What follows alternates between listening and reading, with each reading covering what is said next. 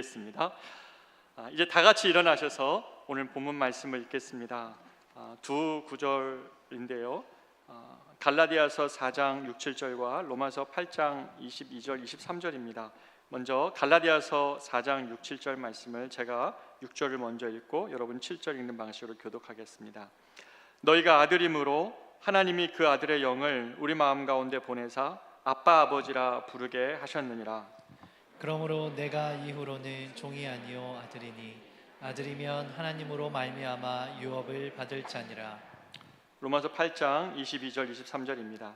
피조물이 다 이제까지 함께 탄식하며 함께 고통을 겪고 있는 것을 우리가 아느니라. 그뿐 아니라 또한 우리 곧 성령의 처음 입은 열매를 받은 우리까지도 속으로 탄식하여 양자될 것 곧 우리 몸의 속량을 기다리느니라. 아멘. 자리에 앉겠습니다. 여러분, 지난주에 제가 설교 말미에 과제를 낸 것 혹시 기억하십니까? 홈페이지에 양자됨과 그리고 우리의 종됨, 이 두 가지 마인드셋에 내가 어디에 더 많이 치우쳐져 있는가를 한번 평가해 보시라는 말씀으로 그 표를 올려드렸는데요. 해보신 분은 아시겠지만 30문항 중에 여러분이 표기할 때 마이너스 2점부터 2점까지의 레인지가 이렇게 돼 있는데 점수에 보면 30점이 넘기가 어렵습니다. 저도 그걸 보면서 내가 하나님이 나를 자녀 삼으셨는데 나는 여전히 그 자녀됨을 못 누리고 사는구나, 그 표를 보면서 한참이나 제가 들여다봤던 것 같습니다. 여러분도 꼭 집에 가셔서 한번 그것을 해보십시오. 소그룹으로 모여 계시면 5분도 안 걸리거든요. 30문항 표시해 보면 됩니다. 그리고 한번 나눠보세요. 그리고 자기를 한번 보십시오. 자기 마인드셋, 자기 영혼의 그 상황을 점검해 볼 수 있는 귀한 표니까요. 그것을 해보고 오신 분들은 오늘 말씀이 조금 더 도움이 될 것이라고 생각이 듭니다. 지난주 우리는 그 하나님의 자녀됨, 양자됨이 예수께서 우리를 위해 십자가에 달리실 때 우리를 데려가고자 하셨던 최종 목적지라는 것을 나눴습니다. 우리가 거룩하신 주님 앞에서 정죄받는 것을 면하는 것이 예수님이 십자가에서 죽으신 이유의 전부가 아니라 우리가 일생 동안 신앙생활하면서 하나님의 자녀로 산다는 것을 알고 하나님의 자녀로 사는 것을 누리고 그 하나님의 자녀됨의 기쁨을 알고 살아가는 것이 주님이 십자가를 지신 의도였다는 것입니다. 그렇기 때문에 내가 기독교의 복음을 얼마나 이해하고 있는가, 그리고 내가 성경을 잘 이해하고 있는지를 물어보려면 자신이 하나님의 자녀라는 생각과 하나님이 자기 아버지라는 생각을 얼마나 일상생활에서 자주 물어보고 또 경험하고 생각했는지를 알아보라는 제임스 베커 목사님의 말씀은 우리 신앙을 좀 돌아보게 하는 것이죠. 여러분, 지난 한 주 어떤 어려움이 찾아올 때, 문제가 찾아올 때, 낙심이 되는 밤에 하나님이 여러분의 아버지 되심을 얼마나 많이 생각하며 일어나셨습니까? 하나님의 아버지 되심을 얼마나 주장하고 살았습니까? 하나님이 나의 아버지 되시라는 사실 앞에서 얼마나 그 긴 밤을 이겨내셨습니까? 지난주에 제가 청년부 사역을 예전에 했을 때에 제자훈련했던 한 자매가 찾아온 것입니다. 이 자매는 꽃가게를 운영하는 자매인데요, 꽃가게를 오픈하고 난 다음에 처음 2년 동안 자신의 마음을 얘기해 주는데 정말 마음고생을 많이 했다고 말합니다. 자신의 청년회 때 벌었던 것을 가지고 자영업자로 조그만 소규모 가게를 꾸렸는데 비가 오는 날이면 손님이 없어가지고 하루 종일 매상이 없던 날, 하염없이 저 문만 열려라 손님이 들어오기를 기다렸던 날도 있었답니다. 그러던 비 오는 어느 날, 그날도 여지없이 사람이 없고 그래서 마음이 불안하고 하나님이 날 사랑하신다는데 내가 주님 앞에서 품고 기도했던 이 가게가 너무 낙심이 되어서 그런 날이었습니다. 그런데 갑자기 가게 문을 열고 한 젊은 커플이 들어왔는데 몇 번 왔던 손님이었습니다. 그런데 이 남자 청년이 이렇게 말하는 거예요. 사장님, 여기 꽃 중에 제일 시드른 것으로 5만 원어치 만들어 주세요. 그렇게 말하면서 여자친구가 오늘같이 비 오는 날은 사장님 분명히 손님이 없을 텐데 우리 꽃 팔아주러 가자 라고 했다는 거예요. 여러분, 이 얘기를 들었던 자매의 마음이 어땠을까요? 먼저 그 커플에게 너무 고마워서 그날 이후로 손님이 원하시는 모든 것들을 다 요구대로 들어주는 것이 기뻤다고 말합니다. 그런데 동시에 이 자매가 느꼈던 것은 하나님이 날 기억하고 있구나, 하나님이 날 잊지 않고 아버지로 대하시는구나, 하나님이 나에게 나의 삶을 기억해 주시는구나 라고 생각하면서 그 손님들 통해 하나님 아버지의 사랑과 돌보심을 경험했던 것이죠. 그 이후로 이 자매가 동네에 똑같이 비 오는 날이면 손님이 없어 어려운 빵집 앞을 지나가면서 가서 얘기한대요. 사장님, 제일 오래된 빵 5만 원어치 제게 주세요. 아버지 사랑이 그런 것이죠. 신앙은 이처럼 하나님의 약속대로 우리 인생에 하나님이 아버지 되심을 많이 알고 경험하고 누리는 것입니다. 그것이 예수께서 이 땅을 살아가면서 우리를 단순히 죄에서, 정죄에서 끝내시는 것이 아니라 우리가 경험하는 삶의 모든 문제들 앞에서 우리가 하나님의 자녀로 살게 하시기 위한 아버지의 마음이고 예수 그리스도의 십자가에 달리신 이유라는 것이에요.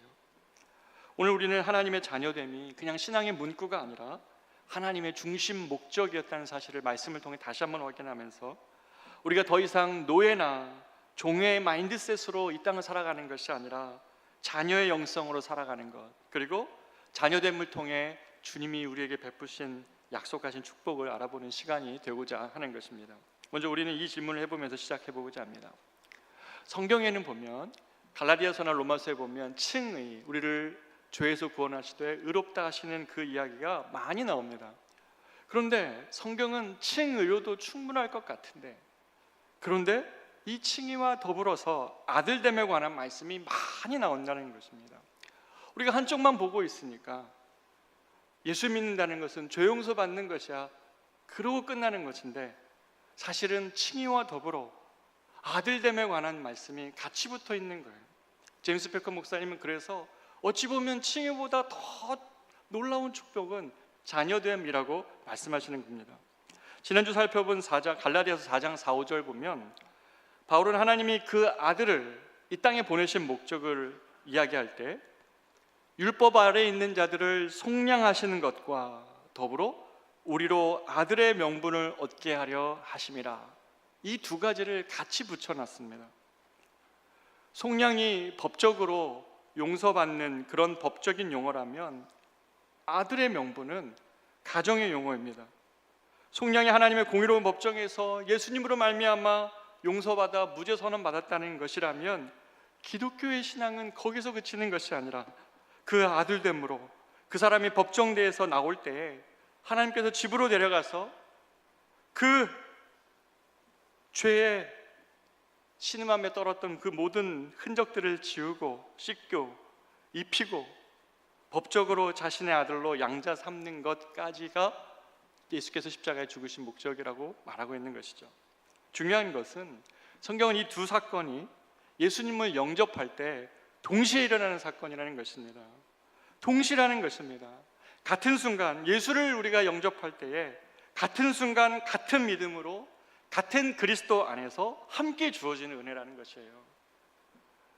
칭이 죄 용서받고 의롭다 하는 믿음을 그래서 갖고는 있으나 아들 되기 위해서 우리가 주님이 나의 아들됨을, 내가 주님의 자녀됨을 믿기 위한 또 다른 두 번째 믿음이 필요한 것이 아니라 때로는 내가 예수 믿고 나서 신앙을 갖고 나서 하나님 아버지됨을 잘 깨닫지 못하고 그 아버지됨이 어떠한 것인지 우리 육신의 아버지의 때로는 어떤 모습 때문에 하나님 아버지의 선함이 떠오르지 않고 우리 육신의 아버지의 어떤 문제 때문에 하나님 아버지의 선함과 능력과 지혜와 그 사랑을 다 투영하지 못할 그때라도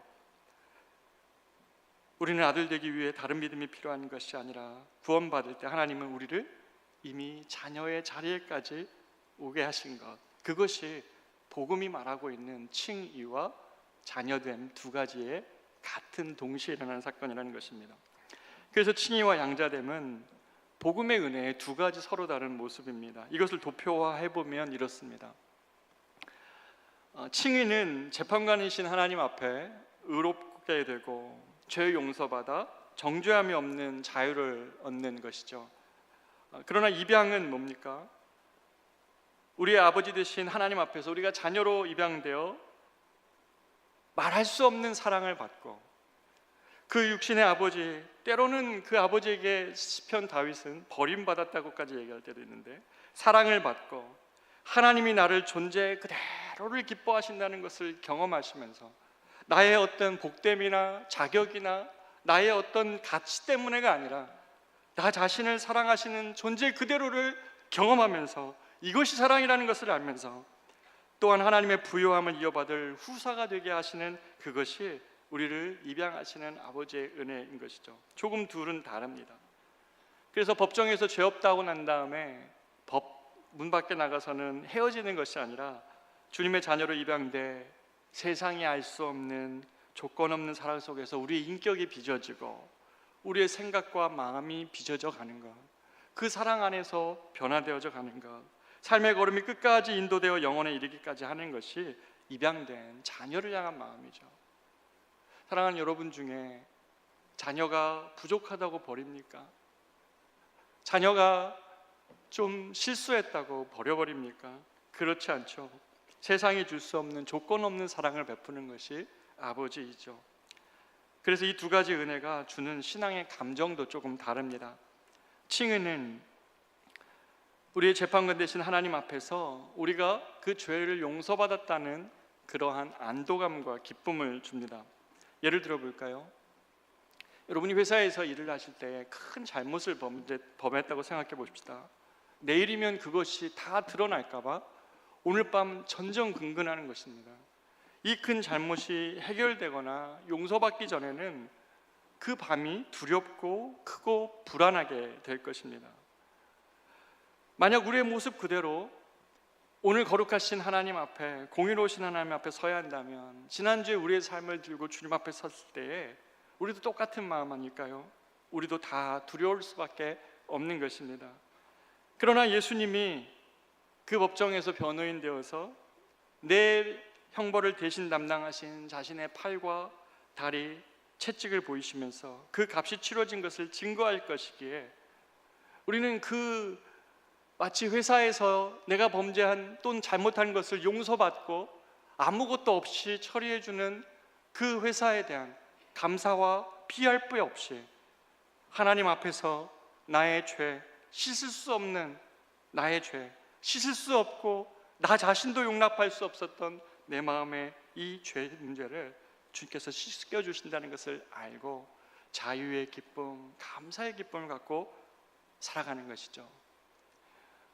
얼마 전 상영된 신의 악단에서 북한 보위부 간부 역을 했던 박시우가 이 외국 자본을 얻기 위해서 가짜 찬양단을 만들고, 그래서 그 북한 성도들과 함께 가짜로 성경을 읽고 찬양하다가 이 성령의 역사로 하나님을 만나는 장면이 나옵니다. 그는 기독교인이었던 어머니를, 성경 읽던 어머니를 학교에서 어린 나이에 우리 어머니가 이상한 책을 읽는다는 말을 자기도 모르게 했다가 어머니를 죽게 했던 기억이 있습니다. 그리고 그 성경, 어머니를 죽였던 성경을 읽고 있는 사촌형을 보위부 간부가 되어 죽음에 이르기까지 합니다. 그러면서 출세지향적인 삶을 살았죠. 근데 그가 진짜 기독교인이 되는 과정을 그린 이 영화의 명장면이 하나 있습니다. 이 박시우가 찬양을 하면서 이렇게 찬양하죠. 고통의 멍에 벗으려고 예수께로 나갑니다. 자유와 기쁨 베푸시는 주께로 옵니다. 그가 그렇게 노래를 부르면서 눈물을 짓습니다.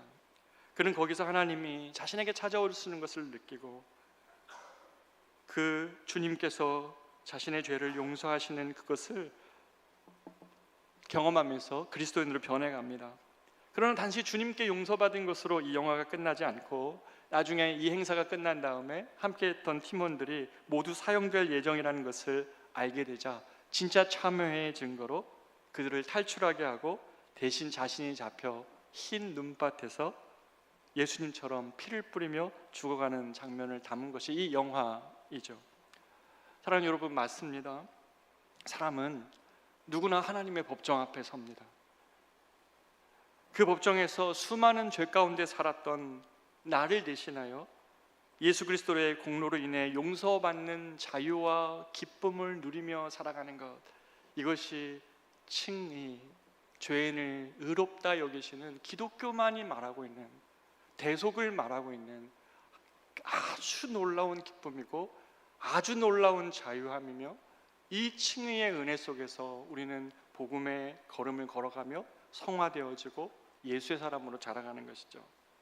그런데 하나님의 은혜는 이 칭의에서 끝나지 않고 더 높고 깊습니다. 하나님은 우리를 자신의 집으로 데려오십니다.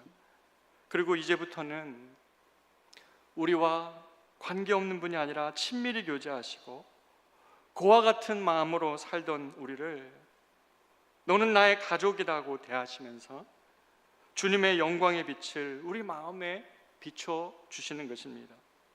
그래서 양자됨의 은혜를 믿고 살아가는 사람은 주님 안에서 쉼과 안전을 경험하며 삽니다. 자신이 주님의 자녀라는 사실을 믿고 은혜를 누린 사람은 바로 이 주 안에서 누리는 쉼과 안전함을 경험하며 사는 겁니다.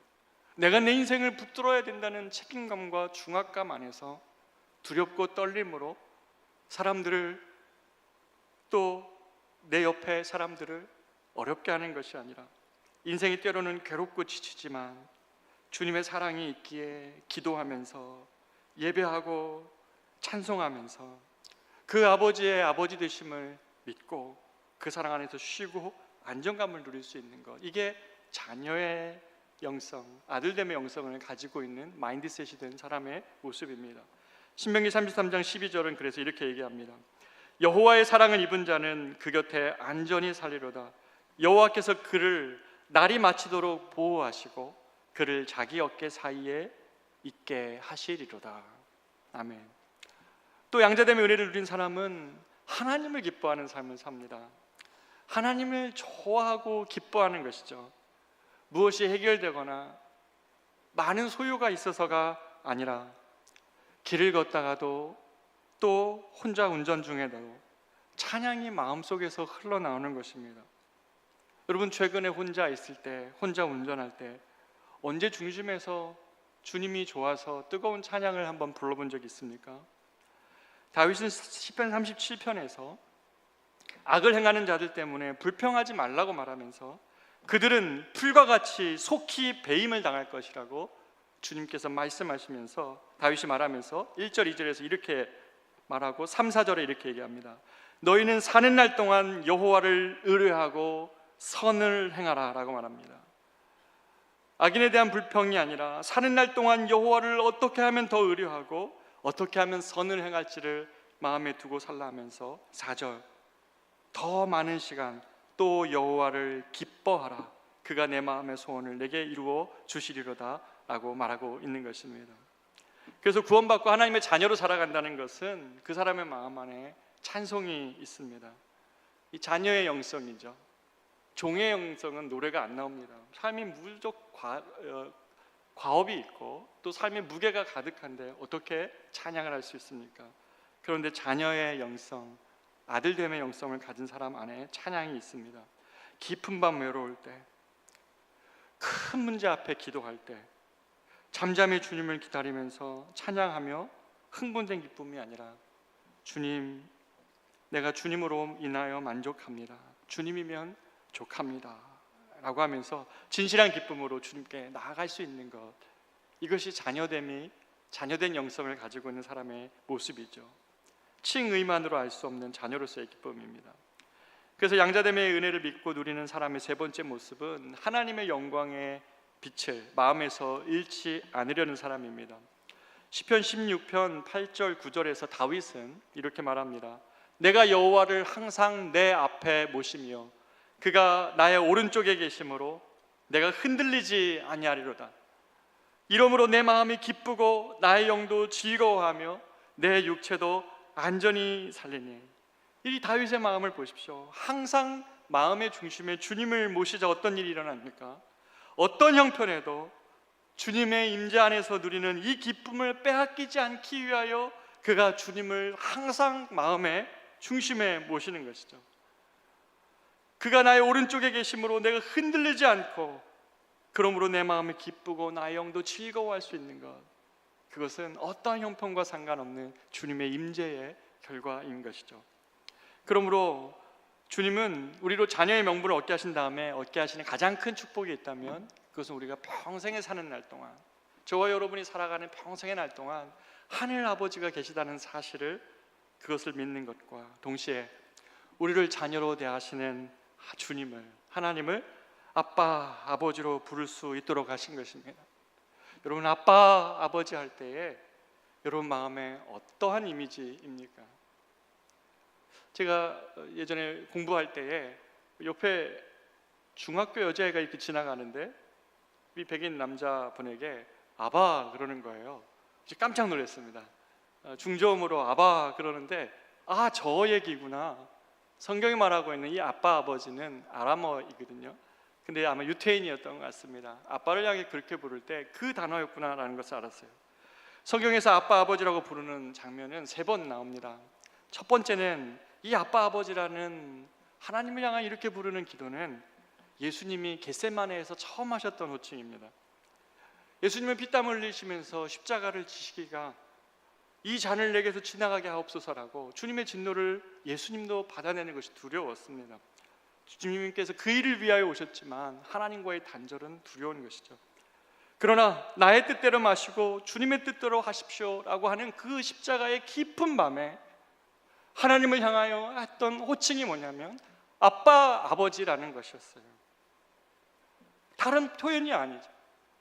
천지의 주제 맞지만, 주님이 능력이 많으신 전능하신 하나님 맞지만, 그분이 나와 무슨 상관인 것입니까? 그러나 아빠, 아버지라고 할 때 그분은 나와 관계가 형성이 되고 나에게 아버지로 나의 기도를 들으시는 것이죠. 가장 어두운 밤에 아들 예수님이 아버지 하나님을 부른 그 말을 이제 성경의 남은 2곳에서 주님이 우리의 입술로 옮겨오셨습니다. 로마서 8장 15절에 보니까 너희는 다시 무서워하는 종의 영을 받지 아니하고 양자의 영을 받았으므로 우리가 아빠, 아버지라고 부르짖느니라.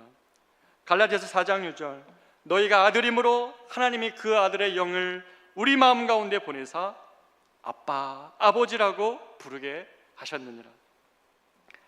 양자의 영, 아들의 영 모두 하나님이 보내신 성령을 일컫는 것입니다. 다시 말해 성령이 우리가 하나님의 자녀인 것을 우리 마음에 확신하게 하심으로 우리가 하나님을 아빠, 아버지라고 부르며 기도의 자리에 나가게 하는 것이죠. 내 삶의 성적과 성과로 서야 되는 그 주님 앞에 서서 하는 간구가 아니라 아들로서 아빠, 아버지 깊은 밤에 기도할 수 있는 것은, 깊은 절망과 좌절과 아픔을 가지고도 주님 앞에 설 수 있는 것은 하나님을 아빠, 아버지라고 부르게 하도록 우리를 십자가에 달려 죽으시면서 이 부르심 앞에 우리가 서게 하시는 것입니다. 그런데 여기서 성경에 고른 동사가 뜻밖입니다. 로마서 8장이나 갈라디아서 4장 모두 아빠, 아버지라고 말하라고 하시면서 그 단어가 뭐냐면, 붙인 단어가 부르짖다입니다. 예법을 갖춘 낭송이 아니라 아이가 아버지를 향해 터뜨리는 소리이죠. 우리의 기도가 격식이기를 그치고 형식이기를 그치고 부르짖음이 되는 지점, 기도가 깊어지고 간절해져서 부르짖음이 되는 그 지점에서 거기서 양자의 영이 일하시는 자리인 것입니다. 아버지라고 부르고 아무 말도 할 수 없어 끙끙대고 고통으로 부르짖는 그 자리가 양자됨의 특권으로 기도하는 자리라는 것이에요. 아무런 말할 수 없지만 아버지라는 부르짖음 안에 모든 것을 담는 그 기도 속에 성령이 일하시는 겁니다. 그렇게 사랑하는 우리 컨벤시 교회 성도 여러분, 이 부르짖는 아들의 기도를 시작하십시오. 회사 어렵지 않습니까? 취업 어렵지 않습니까? 자녀 양육 어렵지 않습니까? 이 땅 살아내는 것 어렵지 않습니까? 그럴 때 그 예수께서 우리의 입술에 자신의 죽음을 통해 옮겨오신 그 호칭, 아빠, 아버지라고 부르며 주님 앞에 부르짖는 그 기도 속에 성령이 역사하고 일하시는 것입니다. 자신이 버림받는 자리로 가심으로 우리가 품에 안기는 자리로 자리바꿈하게 하신 하나님은 우리가 아빠 아버지라고 부를 때마다 귀를 기울이지 않으실 수 없습니다. 왜요? 그것은 독생하신 예수님의 희생으로 우리에게 주신 호칭이기 때문에 예수님도 그래서 기도를 우리에게 가르쳐 주실 때 아빠 아버지, 하늘에 계신 우리 아버지요 라고 하며 그 기도를 시작하게 하신 것이죠. 이 기도의 은혜가 우리 교회 안에 시작되었으면 좋겠습니다. 제가 신방해봐도 평소에는 말씀을 나눠주시지 않은 그 깊은 아픔들, 눈물들을 짓는 우리 성도님들을 봅니다. 여러분, 그럴 때에 교회가 멀어서 나오지 못하는 한이 있더라도, 또 회사에서 깊은 여러분의 문제들 앞에서 어려울 때 이 말씀을 신뢰하십시오. 여러분을 구원하시되 그 자리에 놓고 우리를 외면하시는 것이 아니라 아빠 아버지라고 부르며 자녀됨으로 아버지 앞에 나오라고 하시는 주님께 나아가 아빠 아버지라고 부르짖는 기도가 저와 여러분에게 시작된다면 하나님의 이 풍성하신 부유하신 아버지를 우리가 경험하며 살 것입니다. 또 하나 중요한 사실은 이 양자됨은 교회를 가족으로 만들어준다는 것입니다. 우리가 한 아버지의 자녀들이므로 이전에는 서로 관계없이 살아왔지만 이제는 주님 안에서 형제가 되는 것입니다. 그래서 교회는 언제나 조직체이기 이전에 가족이고 형제들입니다. 양자로 됐기 때문에. 원래 아들은 예수님밖에 없어요. 저도 입양되고 여러분도 입양됐습니다. 입양된 이 두 자녀는 전에는 몰랐던 사람들이에요. 그러나 주님의 안에서, 한 아버지 안에서 형제가 된 사이들입니다. 그래서 초대교회는 이것을 깨닫고 그렇게 원수처럼 이방인과 유태인이 하나 될 수 없었을 때에 이 형제됨을 끝까지 믿고 사랑하고 지켰습니다. 그리스도의 십자가가 주신 선물임을 알았기 때문에 그렇습니다.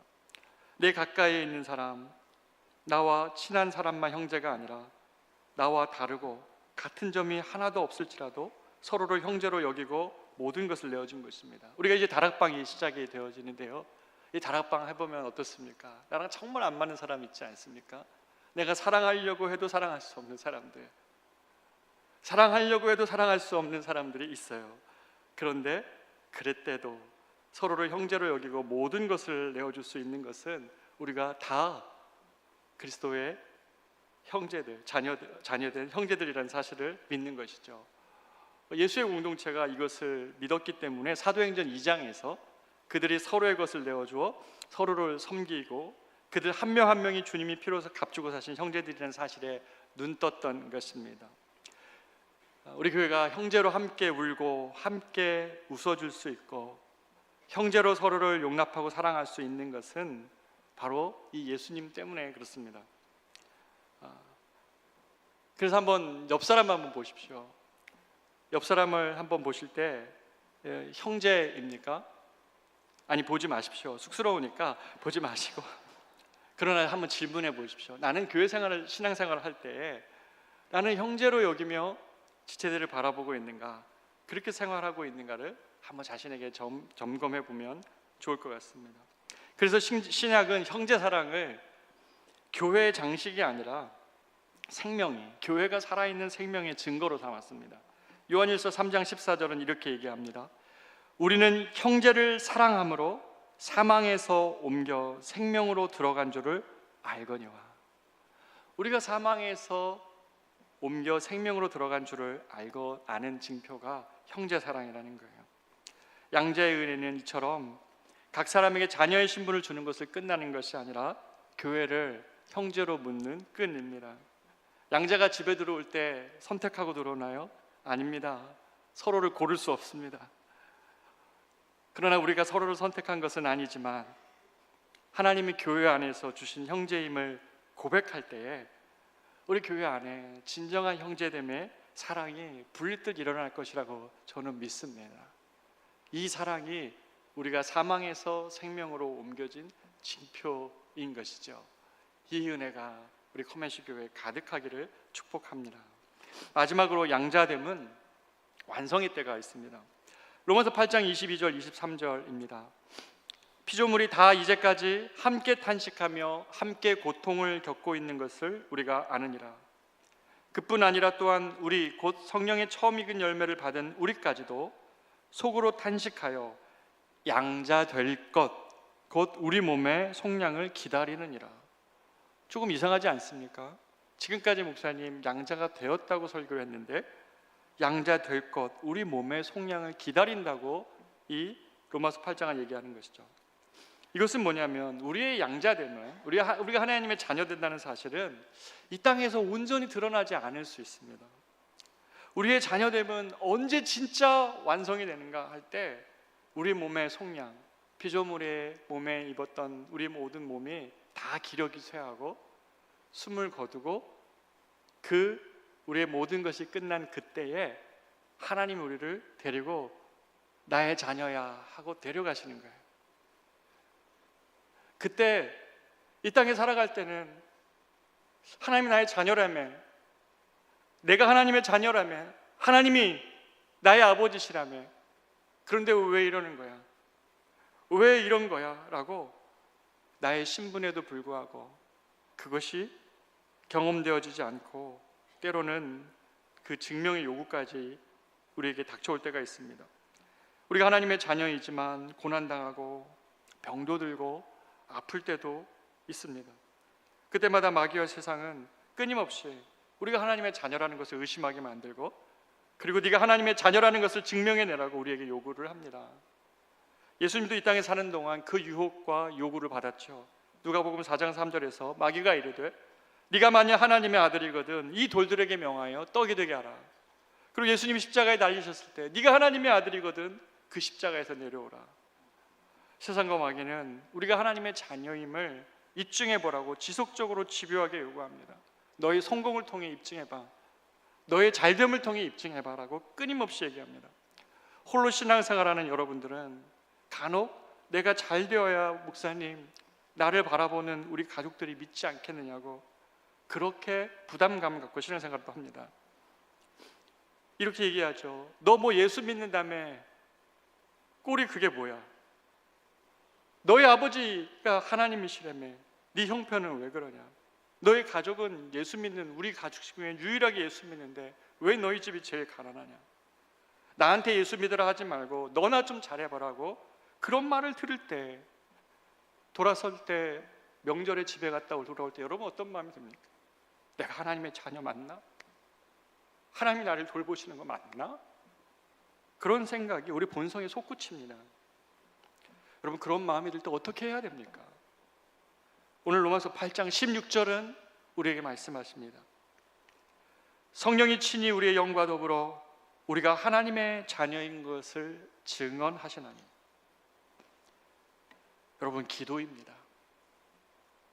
마귀와 세상이 우리의 연약한 본성을 자꾸 속이면서 하나님의 자녀됨을 의심하게 만들고 증명하라고 요구할 때 달려들어 그래 내가 한번 증명해 보겠다고 다투고 싸우는 것이 아니라 오히려 더 성령의 음성, 우리의 영 안에서 우리의 영과 더불어 우리를 격려하고 이끌어 가시는 성령의 음성에 귀 기울여야 된다고 말씀하시는 것이죠.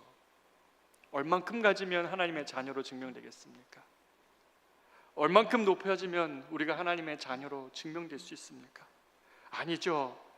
하나님의 자녀됨의 확신은 그런 것이 아니라 주님이 주신 것에 감사하고 기뻐하면서 그 무엇도 깨뜨릴 수 없는 성령이 주시는 평안과 감사와 안정감이 우리 안에서 깊어져 갈 때, 그때 우리가 하나님의 자녀인 것이 드러나는 것이죠. 누구도 빼앗길 수 없는, 아니 저 가정은 정말 저 사람은 누구도 빼앗을 수 없는 평안을 가지고 있는구나.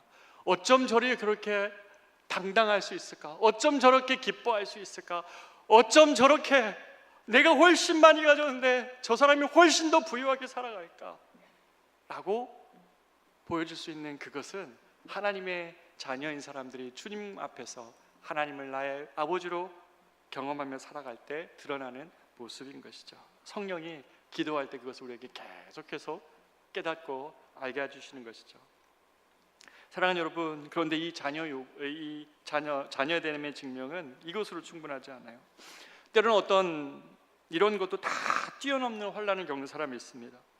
치료할 수 없는 질병을 겪는 사람이 있고, 심지어 예수를 믿는 믿음 때문에 순교의 자리에 이르기도 합니다. 그럴 때 하나님이 아버지 되심을 포기하거나 그를 버리신 것이 아닙니다. 우리 양자됨의 자녀됨의 최종의 확증은 죽음 이후에 드러납니다. 믿음을 지킨 자들을 아버지께서 천국으로 인도하시고 주님의 나라로 인도하실 것이며, 악인은 영원한 형벌에 처하게 되므로 우리의 자녀됨이 온전히 그때 드러나는 것이죠. 그렇게 양자됨의 완성은 하나님을 얼굴을 직접 뵙고 그 하나님의 기쁨에 참여하는 것에 있습니다. 이 땅에 살아갈 동안 그래서 아들됨을 누리고 경험하고 아는 것이 매우 중요합니다. 왜요? 계시록 21장 7절, 이 아들에게 주는 상속의 가장 큰 게 뭔지 아십니까? 계시록 21장 7절, 이기는 자는 이것들을 상속으로 받으리라. 나는 그의 하나님이 되고 그는 내 아들이 되리라. 이것이 신앙생활 하면서 우리가 이 땅에서 희미하지만 우리가 자녀됨으로 주님 앞에 살아가고 예수께서 십자가에서 죽으신 것까지 우리를 하나님의 자녀 삼으신 것을 우리가 희미하게 누립니다. 때로는 문제를 만나고 아버지의 보험이 없는 것 같은 부재를 경험하고 문제와 상황 앞에서 당황하는 밤들이 많이 있을지라도 이 아버지 되심을 믿고 경험하고 누리고 그 안에서 살아갈 때에 진짜 우리가 주님 나라에 갔을 때 하나님이 나의 하나님 되시고 나의 아버지 되심이 온전히 우리가 누릴 상속 내용이라고 성경은 이야기하고 있는 것입니다. 사랑하는 여러분, 결론입니다. 누가복음 15장의 탕자 이야기를 아실 겁니다. 아버지의 재산을 탕진하고 떠난 그 아들. 당시 고대 근동의 문화에서 보면 살아계신 아버지의 유산을 가지고 떠나가는 것은 그 동네 사람들에게 제가 설교 시간 욕을 할 수는 없고 후 모모 자식이라고 이렇게 불렀습니다. 예, 그런 거죠. 아버지가 돌아가시기도 전에 유산을 달라 하고 그것을 가지고 세상으로 나갔던 이 탕자는 그것을 탕진하고 난 다음에서야 후회와 뉘우침 속에 집에 돌아옵니다. 그러면서 그가 이렇게 말해야겠다고 연습합니다. 아버지, 내가 하늘과 아버지께 죄를 지었사오니 지금부터는 아버지의 아들이라 일컬음을 감당하지 못하겠나이다. 나를 품꾼의 하나로 보소서. 그러나 이 아들이 정말 몰랐던 건 한 가지는 뭐냐면 아버지의 마음이에요. 그 아버지의 사랑의 크기를 몰랐던 거예요. 아버지는 이런 아들의 죄를 묻지 않고 멀리서 아들의 실루엣이 보이니까 뛰어갑니다. 왜 뛰어갔을까요? 동네 사람들이 저 아들이 돌아오면 얼마든지 손가락질할 것을 알기 때문에 그 동네 사람들이 손가락질하기 전에 막 뛰어가서 내가 이 아들을 용서했으니 너희들은 뭐라 하지 말라고 그 수치를 대신해주고 감싸안기 위해서 워낙 자신의 아들을, 그 탕자를 껴안아줍니다. 그리고 집에 들어와서 씻기고 제일 좋은 신발, 옷을 내어주고 손에 가락지를 끼우고 발에 신을 신깁니다. 발에 신 신겼다는 얘기는 종들은 신이 없었습니다. 아들만 신이 있었습니다. 가락지는 아버지의 반지로 이 인장만 있으면 아버지의 모든 권한을 가질 수 있는 그것을 아들에게 주시는 것이죠. 이 종의 마인드셋을 가진 이 탕자는 이 탕자의 고백에 머무는 거예요. 아버지의 사랑을 몰라서 나를 품꾼의 하나로 일하소서, 나를 일꾼으로 대하시는 아버지로도 족하다고 말하고 신앙생활하는 거예요. 사랑하는 여러분, 하나님은 여러분을 일꾼으로 만족하게 여러분을 대하지 않습니다. 여러분을 일꾼으로 하다가 일로 하다가 지쳐버리는 자로 삼으려고 하시지 않으세요. 그를 데려다가 그를 씻기고 입히고 아버지의 모든 권한을 주시면서 자녀의 사랑과 자녀의 지위 안에서 용서하고 누리고, 그리고 사랑받는 것이 무엇인지, 과연 사랑이 무엇인지를 온전히 아는 자리까지 데려가시는 것이 하나님 아버지세요. 사랑하는 여러분은 어떤 마음 가운데 있습니까? 여러분의 마인드셋은 무엇입니까? 오늘 우리가 구원받았으나 종의 마인드셋을 가지고 있으면 여전히 두렵습니다. 내가 지켜야 될 것들, 내가 붙잡아야 될 것들이 너무 많아서 불안하고 두려운 밤 피할 길이 없습니다. 저도 그럴 때 많이 있어요.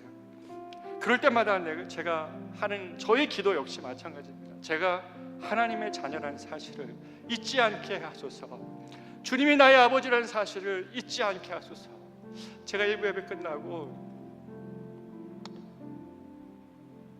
2부를 준비하면서 저 역시 하나님 아버지를 생각할 때 그 아버지라는 부름 안에서 그 하나님 아버지 되심이 다 이렇게 온전하게 그려지지 않더라고요. 왜 그럴까? 저희 아버지가 저를 참 많이 사랑했지만 아버지의 어떤 모습 속에서 제가 하나님의 아버지를 굴절돼서 보고 있는 저를 봅니다. 그러나 사랑하는 여러분, 하나님 우리 아버지가 되신다는 얘기는 반대로 봐야 됩니다. 온전하신 하나님의 보면서, 이 당자에게 대하신 하나님을 보면서 인간 아버지의 연약함도 투영해낼 수 있고, 역으로 아버지의 그 삶을 이해하는 그 창으로 보는 것이 하나님 아버지인 것이죠. 그러니까 인간 아버지의 상을 통해 하나님을 바라보면 하나님 잘 보이지 않아요. 그래서 성경의 하나님을 보면서 인간의 아버지를 이해할 수 있는 것도 자녀가 성장하면서 경험하는 것이죠. 오늘 우리가 구원받았으나 종의 마인드셋을 갖고 살면 불안하고 두렵지만, 그러나 주님의 이 크신 사랑을 알고 자녀로 살면 우리는 용서의 확신을 넘어 자녀됨의 감사함과 기쁨, 그 어떤 것도 흔들 수 없는 평안과 담대함을 주시는 것, 이것이 종으로 사는, 아들로 사는 거예요. 자녀로 사는 거죠. 이 주의 자녀로 살아가는 삶이 여러분에게 있기를 원합니다.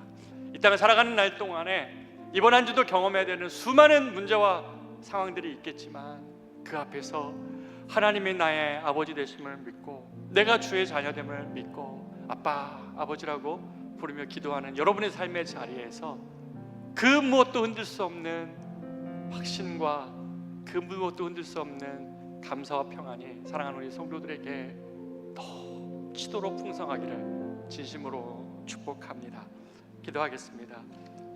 존귀하신 하나님 아버지, 우리는 아버지의 사랑의 크기를 다 몰라서 하나님 때로는 이 땅에서 종의 마음을 갖고 살아가고 그렇게 하나님의 사랑을 오해할 때가 많이 있습니다.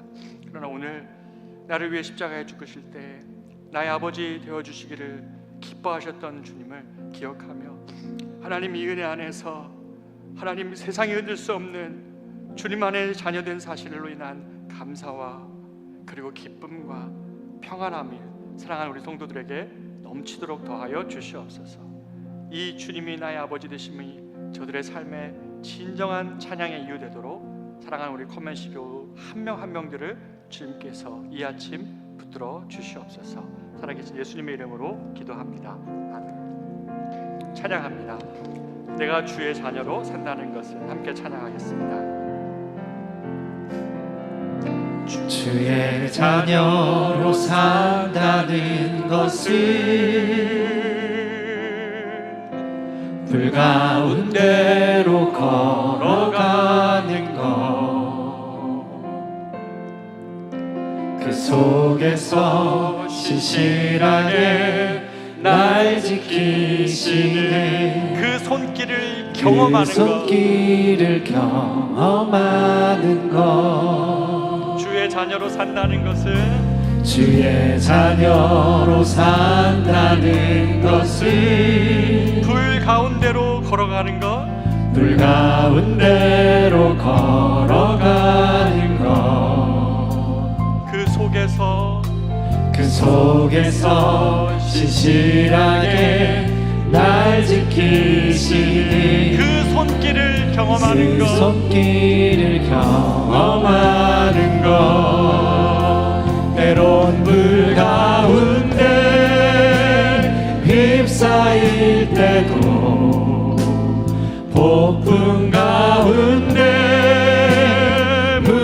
무너질 때도 주님 내 곁에 함께 하시네.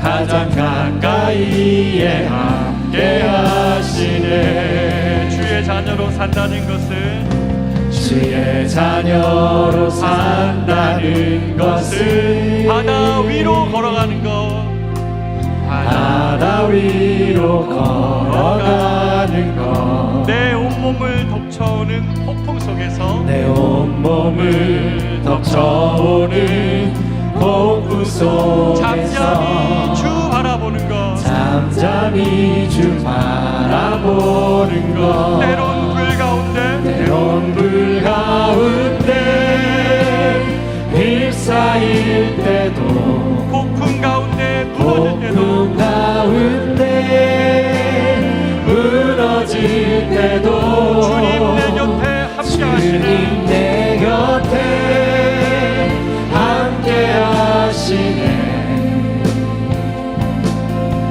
가장 가까이에 함께 하시네. 주의 자녀로 산다는 것은 주의 자녀로 산다는 것은 나도 그들을 용납하는 것, 나를 위해 달리신 나를 위해 달리신 십자가 사랑, 그 사랑으로 그 살아가는 것. 사랑으로 살아가는 다시 것. 찬양합니다. 때론 불 가운데 불 가운데 휩싸일 때도 폭풍 가운데 무너질 때도 주님 내 곁에 함께 하시네. 가장 가까이에 함께 하시네. 가장 가까이에 함께 때론 불 하시네. 가운데 때론 불 가운데 휩싸일 때도 폭풍 가운데 무너지는 날이 폭풍 있다. 가운데 무너질 때도 주님 내 곁에 함께 하시네. 가장 가까이에 함께 하시네. 사랑하는 여러분, 우리가 종의 마음, 이 종의 마인드셋을 가지고 있으면 계속 우리 마음 안에 그 두려움과 불안함은 끊일 수 없습니다. 그러나 하나님이 우리를 자녀 삼으셨다는 사실, 그 지혜와 능력과 부여하신 아버지를 내가 삶에 두고 내가 아빠 아버지라고 부를 수 있다는 사실, 이 자녀의 마인드셋을 가지면 우리 마음의 평안과 기쁨이 특징입니다. 찬송이 있고요, 그 어떤 것으로 빼앗을 수 없는 하나님 앞에서의 평안함과 안정감이 있습니다. 물론 넘어질 때도 있습니다. 그러나 곧바로 다시 가는 것이죠. 오늘 이 아침에 여러분이 겪어하고 있는 그 마음을 자세히 한번 들여다보면서 나를 아빠 아버지라 부르게 하시며 아버지의 자녀로 살게 하시는 그 은혜가 내 안에 있다는 것을 나는 전혀 못 누리고 살았음을 주님 고백합니다. 하나님, 나를 위해 십자가에 달리신 주님이 끝까지 원하셨던 것이 주님의 자녀로 산다는 것을 믿고, 이제는 하나님 나를 성령이여 내 안에 계속 가르쳐 주셔서 내가 주의 자녀로 살고 있다는 사실을 알게 하소서. 회사의 문제 가운데, 가정의 문제 가운데, 교회와 또 세상의 문제가 여전히 있다 할지라도 하나님, 내가 주의 자녀로 사는 하나님 이것으로 하나님 내가 살게 하여 주시옵소서. 이 은혜 주시옵소서. 우리 같이 한번 그렇게 기도하도록 하겠습니다. 기도합니다. 존귀하신 아버지 하나님, 기도합니다. 불 가운데 휩싸일 때도 폭풍 가운데 무너질 때도 주님 내 곁에 함께 하시네. 가장 가까이에 함께 하시네. 때론 불 가운데 휩싸일 때도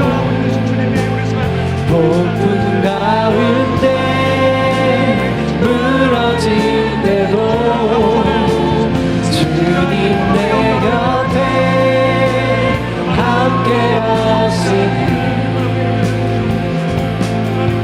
가장 가까이에 함께 하시네 때론 불 가운데 휩싸일 때도 폭풍 가운데 무너질 때도 주님 내 곁에 함께 하시네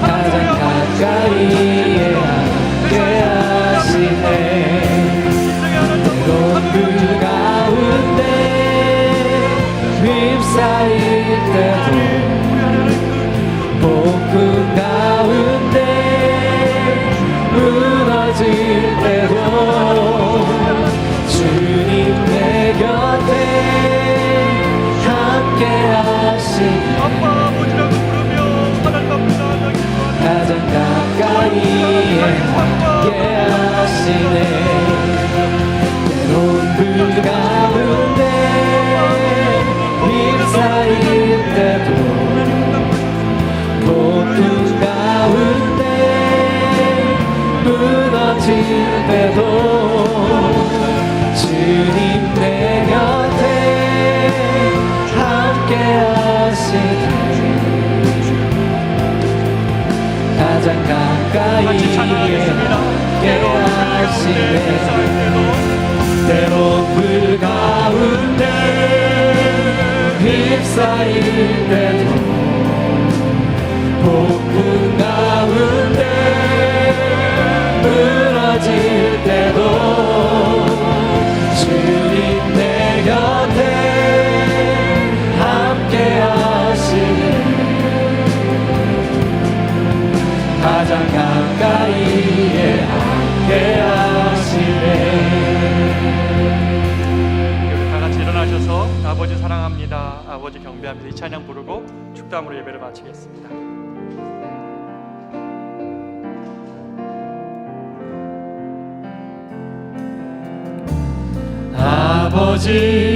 아버지 사랑합니다 아버지 경배합니다 아버지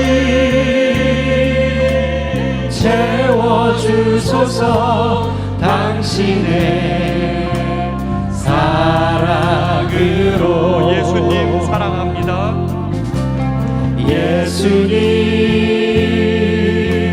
사랑합니다 예수님 경배합니다 예수님 채워주소서 당신의 사랑으로 성령님 사랑합니다 성령님 사랑합니다 성령님 경배합니다 성령님 채워주소서 당신의 사랑으로 이제는 우리 주 예수 그리스도의 은혜와 하나님의 크고 놀라우신 사랑하심과 성령님의 함께 하시는 은혜가 오늘 하나님을 아버지로 고백하며 하나님 저 거친 세상에 주의 자녀로 살기로 결정하고 주를 알고 경험하며 사랑하는 것이 나의 가장 큰 복이라고 고백하며 나아가는 사랑하는 우리 모든 성도들, 저들이 이번 한 주 닥친 많은 문제들 앞에 두려워할 때라도 자녀로 저들을 대할 것을 믿고 나아가는 사랑하는 모든 성도들, 가정 위에, 일터 위에, 커맨시 교회 위에, 우리 대한민국 위에 이제부터 영원토록 함께 있을지어다. 아멘.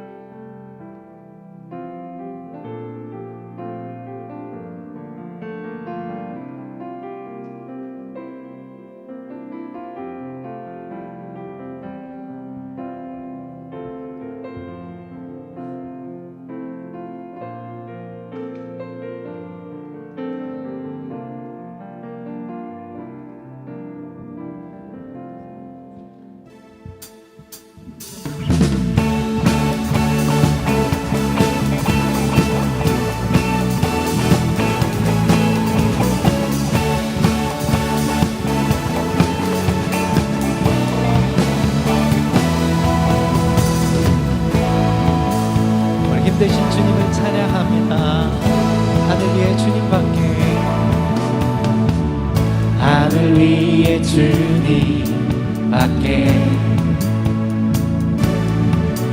내가 사모할 자 이 세상에 없네. 내 맘과 힘을 믿을 수 없네. 오직 한 가지 그 진리를 믿네. 주는 나의 힘이요 주는 나의 힘이요 주는 나의 힘이요 영원히 주를 의지하리. 주는 나의 힘이요 주는 나의 힘이요 주는 나의 힘이요 영원히 주를 의지하리. 영원히. 아멘. 하늘 위에 주님밖에 하늘 위에 주님밖에 내가 사모할 자 이 세상에 없네. 내 맘과 힘을 믿을 수 없네. 오직 한 가지 그 진리를 믿네. 주는 나의 힘이요 주는 나의 힘이요 주는 나의 힘이요 영원히 주를 의지하리.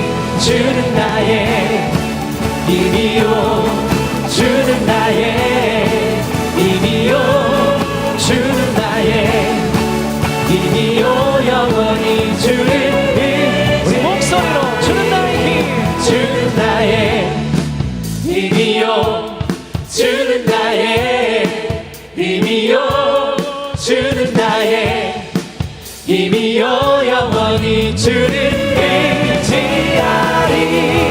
주는 나의 힘이요 주는 나의 힘이요 주는 나의 힘이요 영원히 주를 의지하리. 영원히 영원히.